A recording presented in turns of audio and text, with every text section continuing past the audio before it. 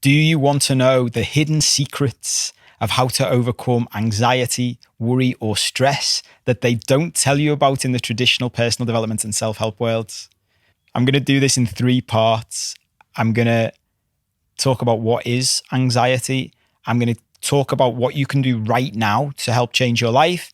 And I'm going to talk about how you can solve all of this from its root if you want to go deeper. That part has the biggest secret of all in it. So hang on for the end for that.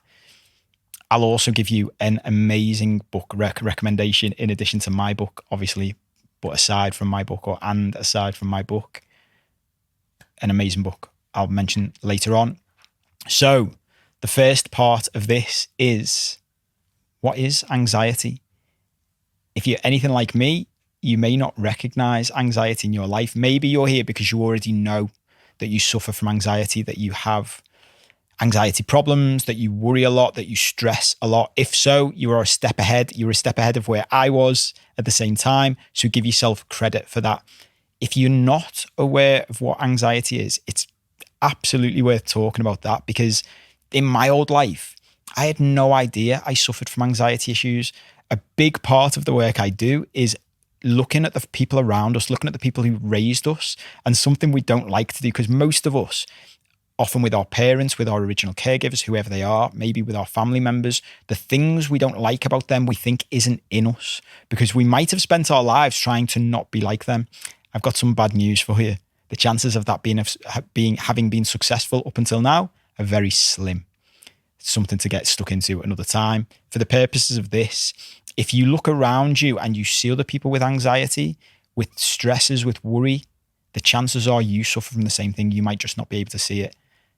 It happened in my life. I'll give you a few examples. So I used to think I didn't worry about anything. I didn't think I had any anxiety at all. If you'd have asked me 5 years ago, do you have anxiety problems? I'd have said, no, none.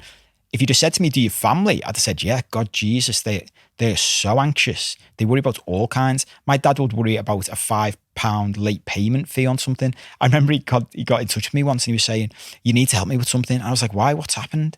And I went to the house and it signed up for one of these like free packages for something for 12 months and didn't know you had to cancel it. And because he hadn't cancelled it, they charged him £5.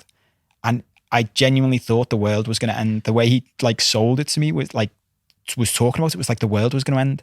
And I said to him, Dad, I'll give you the £5 myself. Don't worry about it. I'll sort it out. It's not that big a deal. And I remember leaving that day thinking, it's mad that like the way my own dad is so stressed about this stuff and it just doesn't bother me. And then the more I did this work, the more I went through this, I realized we were just talking on different levels. Yeah, I didn't worry about £5 late payment fees, but that was only because I'd created this life that was full of so much stress that my barometer had changed.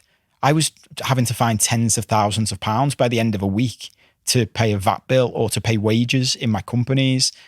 So £5 was nothing to me, but this other stuff was huge. I always remember a partner I worked with in one of the biggest, most prestigious international law firms I worked with before I had my own company.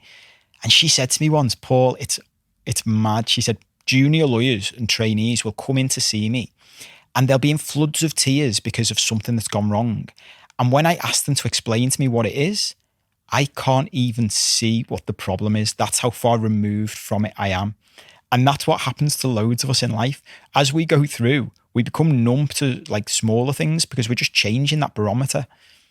So the key is to sit back and go, well, okay, just because I don't worry about the things that other people worry about, what am I worried about inside my life? Think about that for yourself. What are you worrying about? What could you be anxious about? It always makes me laugh when I think about my family, because a good way to look at this stuff is, what are the signs? What are external signs of anxiety if you don't feel like you suffer from it?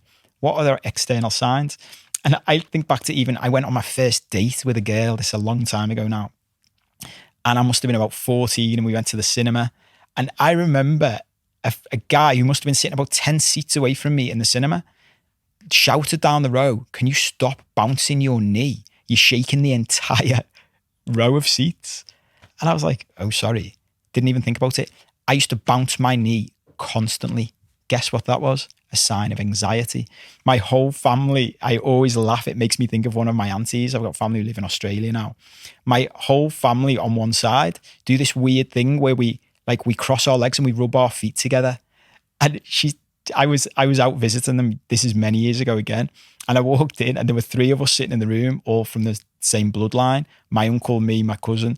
We're all sitting there with our feet in the middle of the room, rubbing our feet together. And she walked in and said, fucking hell, it's like a family of crickets. Like, what's this all about? And I look back at that now and think, what's that? It's anxiety. We're self-soothing. That's what that is. It's like babies sucking their thumb. We see this everywhere. We see all kinds of signs of it. Maybe you bite your nails. Maybe you can't sleep at night. You suffer from insomnia. It's so common, but we don't think of insomnia and think, what is that? Insomnia is anxiety. That's what it is. Often one of the problems we'll have with anxiety is we get into anxious loops. So if you ever had this problem, you try to go to sleep at night, you've got to be up for a certain time the next day, a big meeting, something that's going on, you get a flight somewhere, you can't get to sleep. And then you start looking at the clock and you think, oh, if I get to sleep now, I'll get 6 hours sleep. And then an hour later, you're looking at the clock and you think, if I get to sleep now, I'll get 5 hours sleep. It's an anxiety loop. You're getting anxious about feeling anxious. So you just stay in this loop and it goes on forever. It's one of the problems. So, I mean, as a very basic tip to begin with, if you suffer from insomnia, one of my heroes, my coach Ralph in New York, who completely helped to change my life, he said to me once, think about sleep on a very specific point. He went, when it gets to lunchtime, if you're not hungry, let's say you'd ordinarily eat lunch at 1 o'clock. If you're not hungry, what happens? And I said to him, nothing. I just don't eat. And he said, why? I said, well, I'm not hungry. And he said, you don't worry about it though, do you? You don't worry about why you're not hungry. And I went, no, I just wait till I'm hungry and then I eat then. And he said, why is it any different with sleep? He said, just because someone's told us we have to be asleep at 10, 11, 12 o'clock at night, or we've told ourselves, I have to be asleep at this time. If your body doesn't want to go to sleep, it doesn't want to go to sleep. So if you start getting anxious about the fact that your body doesn't want to go to sleep, you're now keeping yourself awake because now you're just focused on the anxiety. You'll never go to sleep. What's the best solution? Stop worrying about it. If your body doesn't want to go to sleep, don't worry about it. Don't get anxious about it. It's not an issue. It doesn't matter. And I've never had insomnia since. I still sometimes don't go to sleep when I plan to go to sleep, but when that happens, I just go and do something else. And then I forget about it. And guess what? When I'm ready to sleep, I sleep. So that's the first step into the next part of this. So part 2 is I wanted to share with you some things you can do right now, like that insomnia trick, that can help you deal with anxiety and worry and stress in your day-to-day life. Now, this is stuff that's practical, and the work I do combines the psychological and emotional and practical together. Loads of the stuff I see online is one or the other. Like in the traditional personal development or self-help world, it's either emotional and psychological or it's practical. I've had loads of people say to me lately, they've been seeing therapists, and it's like, yeah, it's great. We get to talk about our problems, but then we get to a point where we're like, but what do I do in real life? How do I solve this? And the therapist's like, just feel your emotions more. And people go to me, but that doesn't help me. Like, I don't know what to do. And I'm like, that's where this work helps, because you can literally I can give you practical solutions that you can do in your life. Because at the end of the day, where this comes from is programming we've had for years. We'll get into that in part 3. And if we're going to change our behaviors, it takes time. We can't expect this to change overnight. If you're watching this video, if you're listening to it on the podcast, you'd no doubt experience some of this stuff, and you've been experiencing it for a long time, maybe decades. To expect our behavior to change overnight is one of the problems when we're sold this stuff online that you can just change over a weekend. Yes. Does that happen to some people? Of course it does. Can it happen to you? Of course it can. Is it likely to happen? Not necessarily. You've got to practice this stuff, practice new behavior. So the immediate solution to anxiety is completely counterintuitive. And it reminds me of something I saw a couple of years ago after I'd started doing all of this work. And it actually made me feel quite sad. I saw this young lady on a breakfast TV show in the UK, and she was trying to start a campaign to stop people clapping in theatres and in cinemas, because there is a percentage of the population that don't like that. They feel anxious when they're around people who clap. So she was trying to get clapping banned. Now, that's done with the best of intentions. And I was watching her thinking, she seemed lovely and she seemed like she was really nice and she was doing it with the best of intentions. The problem is she didn't have a flying fuck what she was talking about, to be completely honest with you. And this is the problem.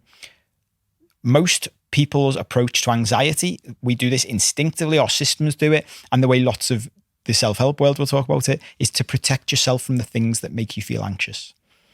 The actual solution is to move towards the anxiety, not away from it. So stopping people clapping in cinemas doesn't help people with anxiety. It just moves the problem further down the line. It just kicks the can down the street. Does that make sense? So you might not be exposed to the clapping anymore, but guess what? Your issue with anxiety is still there. So it doesn't help because your issue just moves to something else. And that's how over time, anxiety can become chronic. You get trapped in another vicious loop. So you go from not want to be in a cinema or a theatre because people are clapping, to not want to be outside at all, to just staying in your house, to then not wanting the loud noises, to not wanting the TV on. You end up living a life that's just not worth living. So the solution is counterintuitive. Move towards it. If we, going back to that example, actually, if you don't like hearing people clap in cinemas or in theatres, the best thing you can do is expose yourself to it more. It's like anything in life. The more we do it, think about what the anxiety is. The book I'm going to mention to you later, this story, I'm pretty sure this story comes from that book. I forget over time where all this stuff comes from. I'm pretty sure it comes from this book. One of the big things people suffer with anxiety about is what they're afraid will happen. And I remember this story, wherever it came from, of a guy who said he was being treated by this therapist or coach, and he was saying to him, well, come on, what? Give me an example of something you've got anxiety about. And he said, I'm anxious about going to a restaurant. I don't like going to restaurants. The whole setup makes me feel anxious. And he said, okay, what is it you're actually worried about? What do you think will happen? He said, I'm worried I'll have a panic attack. My anxiety is so bad, I will have a panic attack. And this coach therapist said to him, okay, let's do a deal. I'll take you to a restaurant and we'll walk through it together and we'll just address it as we go. And the guy said, okay, let's do it. So they go to this restaurant and they're sitting in the car, and the coach turns to him and he says, how are you feeling? He says, I'm feeling a bit anxious. And he said, okay, do you want to have a panic attack now? Just get it out the way. Because if you do it now while we're sitting in the car, that's a dead safe place to do it. And the guy's like, no, I don't want to have a panic attack now. Don't be ridiculous. Let's get out the car. And he says, okay, let's get out the car. He said they get out the car and they walk 20 feet towards the restaurant. About, it's a few yards away from them. And the coach stops and says, how are you feeling? And he said, I'm feeling more anxious. And he said, okay, do you want to have a panic attack now? Because this would be a really good time to have a panic attack because we're outside still, so you'd be less embarrassed. And the guy said to him, no, I don't want to have a fucking panic attack now. What are you talking about? And he said, okay, let's keep going. So they walk in and they get inside the restaurant and they go to the front and they ask for the table. And the coach turns to him and says, how are you feeling? He says, I'm still feeling a bit anxious. And he said, do you want to have a panic attack now? He said, no, stop asking me if I want to have a fucking panic attack. I don't want to have a panic attack now. And he said, okay, now we can keep this going on for ages. You see the point? At every step through, when he was saying to him, what's actually happening? Nothing was actually happening. The anxiety is a fear of what might happen in the future. So the more we do the things we're afraid of, the more we retrain our brain that actually it doesn't happen most of the time. Most of the time for that person, if that's you, most of the time you don't have a panic attack. Most of the time, nothing bad happens. The problem is the loop we get into internally about what might happen. Does that make sense?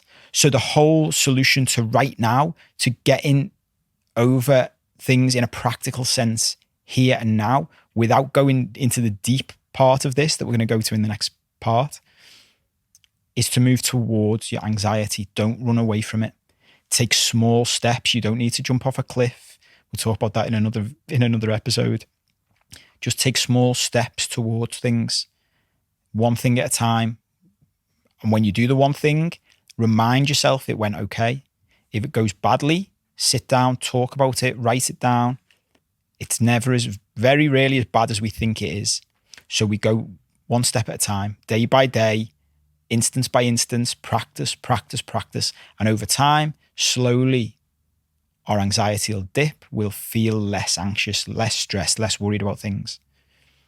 Hope that makes sense. The next part, we're going to talk about the deep stuff behind all of this and how, if you really want to solve it, we can get to the root of what the problem is.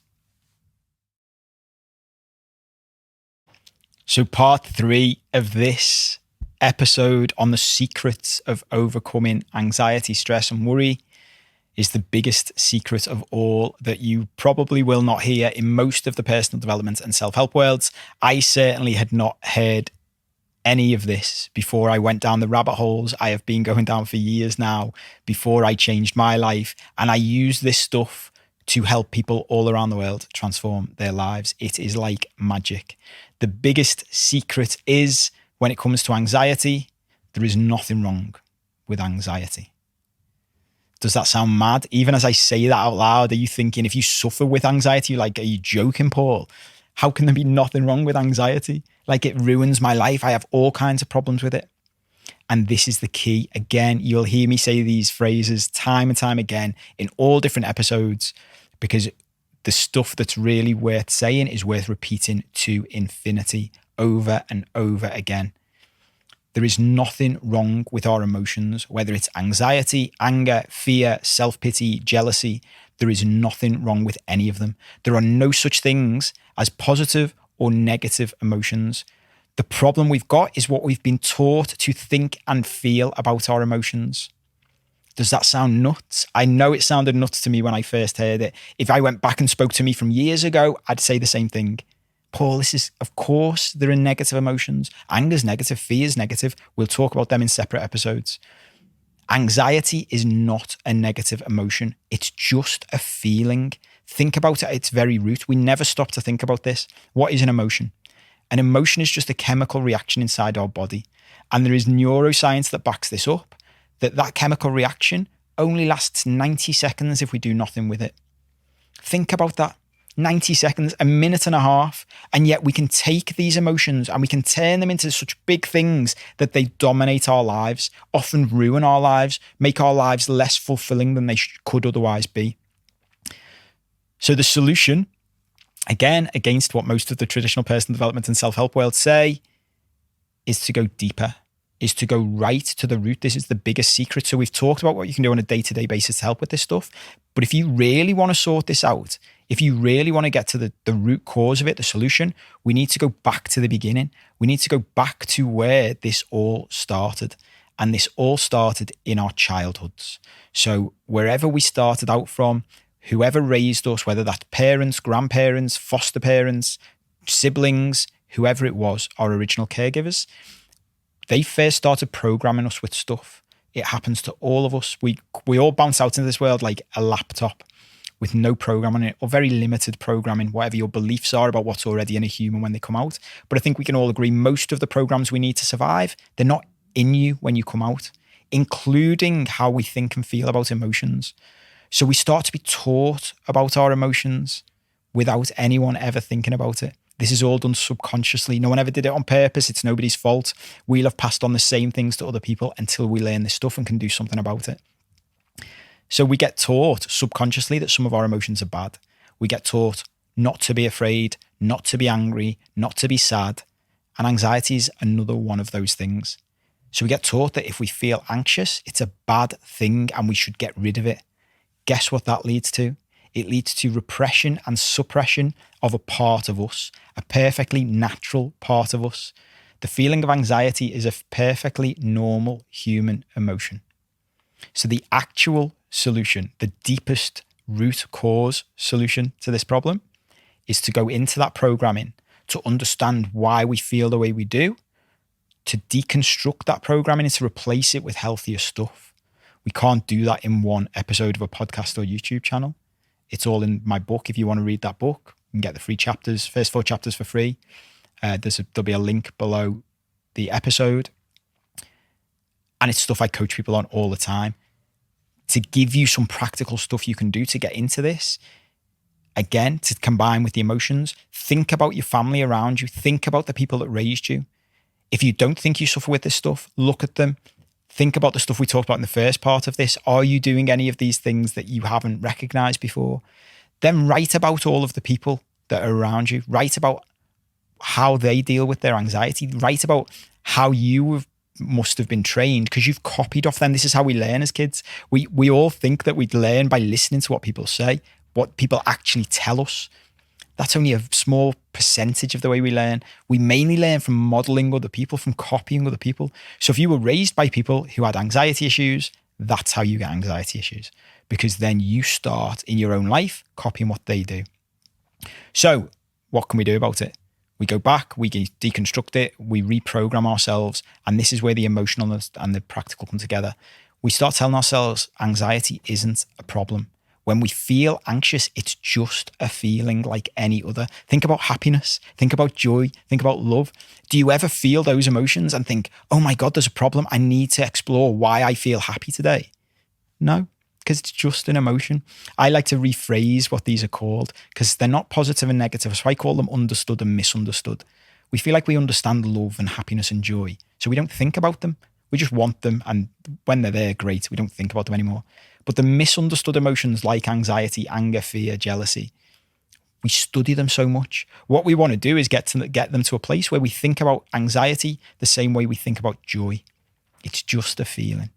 We don't need to explore it too much. To begin with, that might be difficult. Again, we need to practice this stuff over and over again. But we eventually get to a point where I've reached now, where you can feel anxious still. You can feel the feeling of anxiety. The kicker to this is it doesn't go away.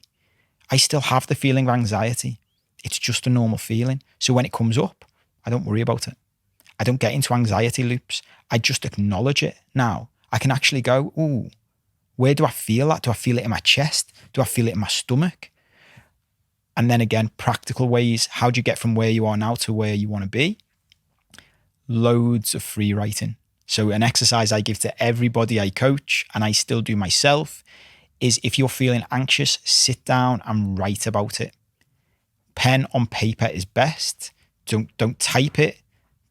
Doesn't work as well. Pen on paper helps your brain to switch off, helps the ego to switch off, helps your intellect to switch off. You can get into the creative side of your brain. Just write out on paper, what do you actually feel? What is the problem? What is, if you say I feel anxious, think about the story about the guy going to the restaurant. What are you actually anxious about? What are you worried will happen? And then explore that. Why are you worried that will happen?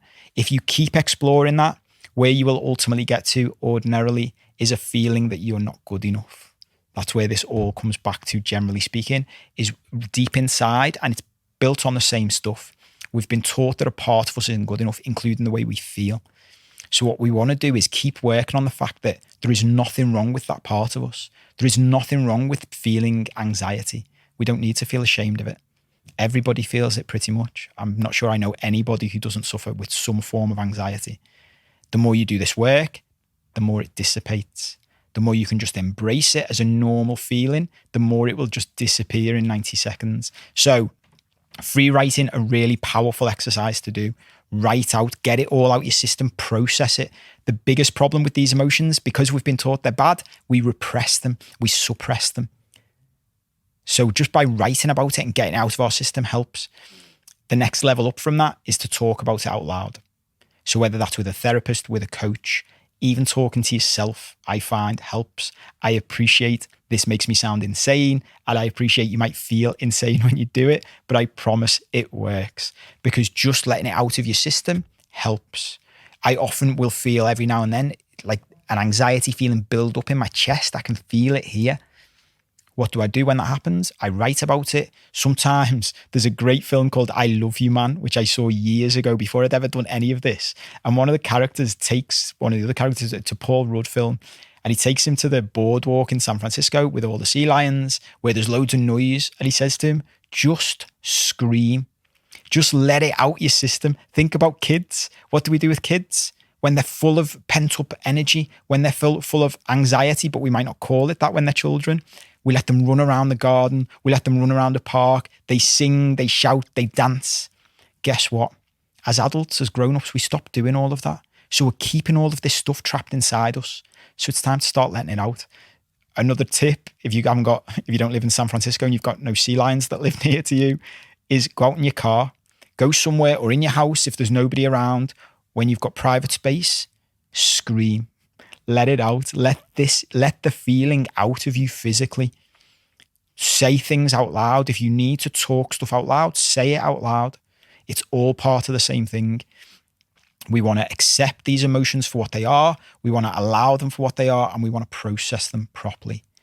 So that means going into them, moving towards them. Same as we talked about in part 2, moving towards the feeling, not away from it. I appreciate it sounds counterintuitive. It is, and it works. It's like magic. One of my favorite expressions, this comes from an old author. I can't remember his name off the top of my head as I'm talking about this.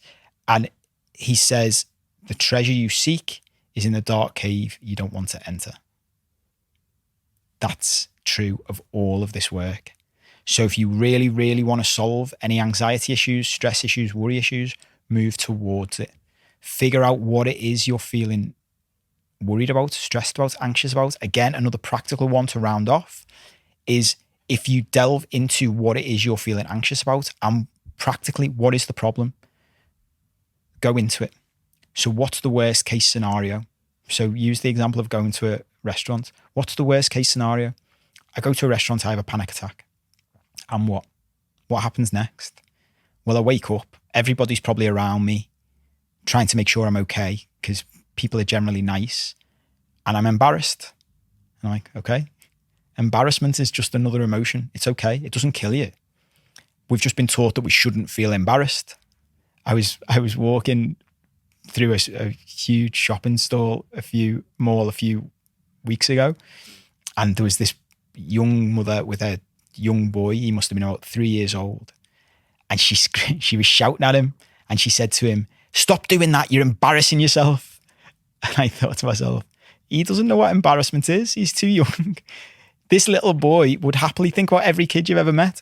He would happily take all of his clothes off and run around naked around the shopping centre. He doesn't care. What's the problem? She's embarrassed. She's embarrassed about his behaviour because of how it reflects on her. Again, comes back to the same stuff without going down another rabbit hole. She doesn't feel good enough. So she thinks his behaviour reflects on her as a mother. She doesn't feel good enough. She feels judged. The solution to that is the same thing. Go towards it. Ultimately, where we want to get to is not being ashamed of any of our emotions. So if we're embarrassed, that's okay. If we're angry, that's okay. There's deeper stuff to get into with that. When it comes to anxiety, go into it. Write it down. Well, what's the worst case that can happen? And if you can get comfortable with the worst case, everything disappears anyway. It's okay. I'm okay to feel anxious. I'm okay to feel embarrassed. I'm okay to feel any of my emotions. Get it all out on paper. Get it all out your system. Start treating it as what it is, which is just a feeling like any other. I hope that makes sense. I did say I was going to recommend a book to you. I nearly forgot. If you want to read specifically about anxiety, I couldn't recommend this book more highly. It's called Dare by a guy called Barry McDonough, an Irish author, Dare. Brilliant book, unreal. That's where loads of this stuff specifically about anxiety comes from. So if you suffer with anxiety, I highly recommend getting that book. If you like audiobooks, he reads it himself and he's got an amazing Irish accent. So I'd recommend listening to it as well. It's really good. If you want to go deeper into all of the wider stuff that we've talked about in the third part, that's what my entire book is about. That's what all my coaching is about. As I say, you can get the first 4 chapters of that book for free. Go to paul7cope.com/free chapters. There'll be a link below this episode. I hope you enjoyed that. I hope it made sense. Feel free to get in touch with any questions, either in the comments or send an email to questions@paul7cope.com. Take care. I'll see you soon.